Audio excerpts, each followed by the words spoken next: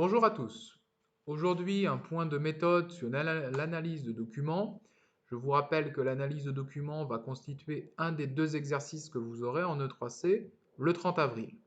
Donc, c'est une méthode qui est nouvelle, je pense, pour la plupart d'entre vous. C'est pourquoi je vous invite à suivre très attentivement cette méthode. Vous retrouverez la fiche méthode sur le Drive, donc imprimez-la pour suivre avec moi les explications. Première étape, lorsque vous avez une analyse de documents, il faut lire les documents et la consigne à plusieurs reprises afin de les comprendre et comprendre ce qui est attendu de vous. La consigne doit vous servir à vous guider surtout dans votre analyse de documents. Il ne s'agit pas de redire le document, il s'agit de se servir des documents pour répondre à cette consigne.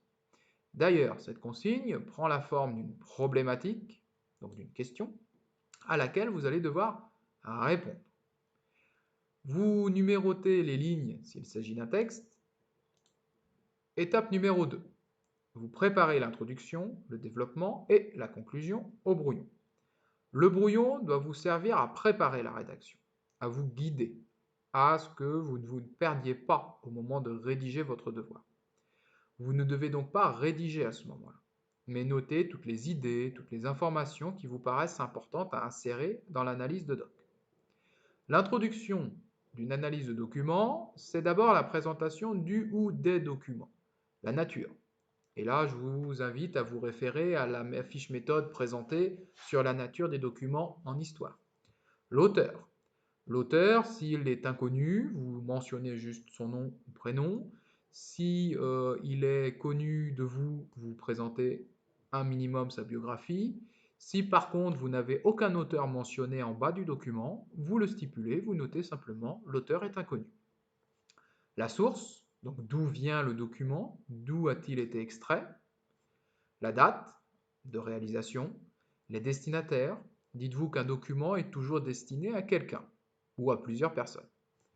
Le sujet, donc de quoi parle le document, et s'il s'agit d'un document source, donc uniquement en histoire. Donc vous mentionnez à la fin de votre présentation du document, il s'agit d'un document source car il a été produit au moment des faits relatés, ou il ne s'agit pas d'un document source car il n'est pas contemporain des faits relatés. Ensuite, on attend de vous que vous présentiez le contexte historique du ou des documents. Le contexte historique, c'est qu'est-ce qu'il se passe autour de ce document, quels sont les événements en rapport avec ce ou ces documents. Par exemple, si vous tombez sur un document en rapport avec la Troisième République, vous parlez brièvement de la mise en place de cette Troisième République. Enfin, dans l'introduction, comme pour une RQP, vous annoncez la problématique, vous recopiez la problématique, et vous annoncez le plan du développement, qui est normalement précisé dans la consigne.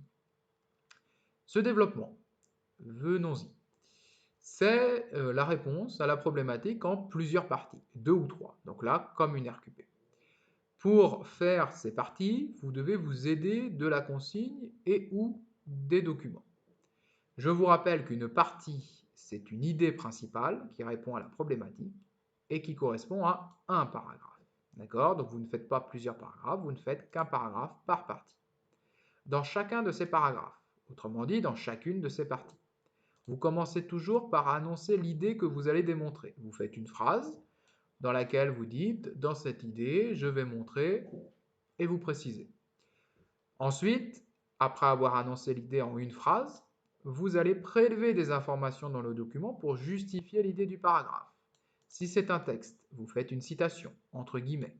Si c'est une image, vous décrivez cette image. D'accord? Donc 1, j'annonce l'idée. 2, je prélève des informations, donc vous citez, vous décrivez. Et 3, et c'est la partie la plus importante, vous apportez des connaissances personnelles du cours pour expliquer le sens du document, ce que dit ou représente l'auteur. Donc en fait, il s'agit de mettre en face à face les éléments du document, une citation, une description, avec des connaissances en lien. D'accord? Expliquer un document, c'est lui donner du sens. Au brouillon, ce que je vous conseille de faire, c'est de faire un tableau avec une colonne à gauche pour les citations. Alors attention, ne recopiez pas au brouillon une citation entière. Vous notez les lignes, c'est suffisant.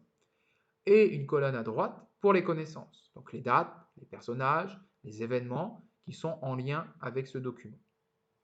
Dans la conclusion, comme pour une RQP, vous faites le bilan rapide des 2 ou 3 grandes idées du développement, vous mentionnez les limites du document et vous faites une ouverture en lien avec le document.